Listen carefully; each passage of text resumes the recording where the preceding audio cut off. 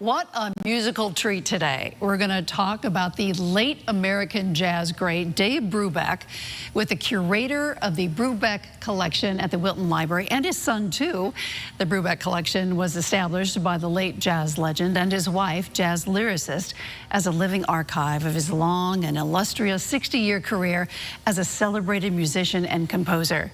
Here's a bit of Dave Brubeck.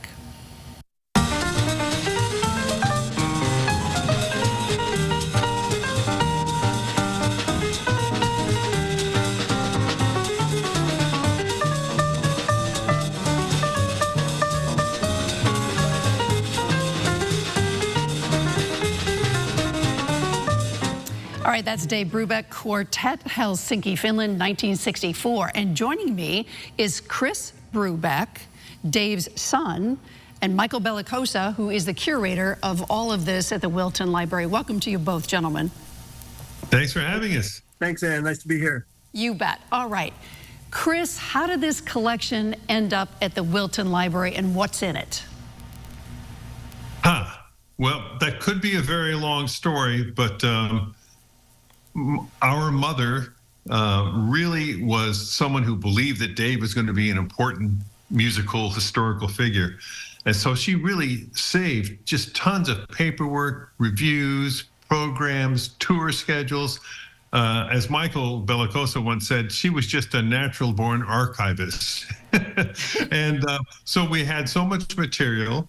And after a different sort of winding history, the people at the Wilton Library said, why don't we put your archives in the Wilton Library, where Dave lived for many, many years, since the 1960s in Wilton.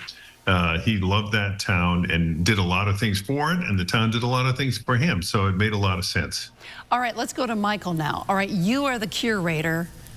Give me an idea of what's all in this. Well, I mean, as an archive, we have lots of paper, and that means that we've got business correspondence, personal correspondence, all types of clippings, reviews, promotional materials, a large collection of concert programs, and then also on paper, we've got lots of music scores, handwritten manuscript, lead sheets done by Dave of all his greatest music, as well as major orchestral and choral pieces, the full scores. We've got about 7,000 or so photographs in the collection. We've got hundreds of recordings of never released, or nearly none of them have ever been released to vinyl, of Dave's own recordings of his concerts and other appearances on television over many decades, and those you can come in and listen to. And we've got lots of visual recordings, and including, at this point, a little over 80 unique titles of concerts and TV appearances, mostly concerts, that someone could come in and on an appointment and say to me, I want to watch the concert from Berlin 1964, and we'll plug it in for them and give them a nice pair of headphones, and they can watch that concert from 1964. It's going to take you years to get all through that. All right, Chris, I have to ask you this. Growing up with your siblings, did you all know just how famous Dad was, and what was it like at home when he was just Dad?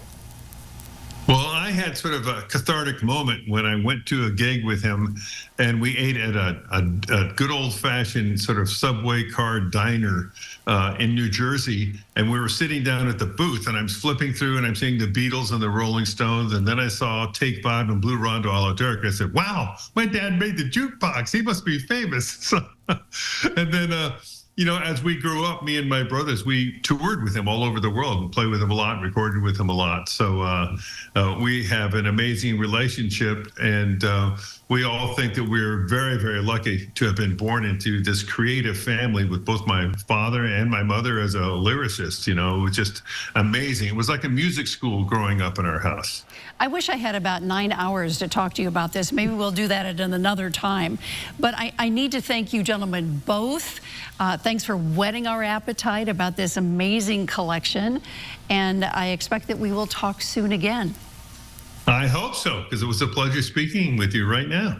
Fantastic. Thanks, Ann. And I hope people enjoy visiting the digital archive and then coming to visit us to find lots more in the building right here.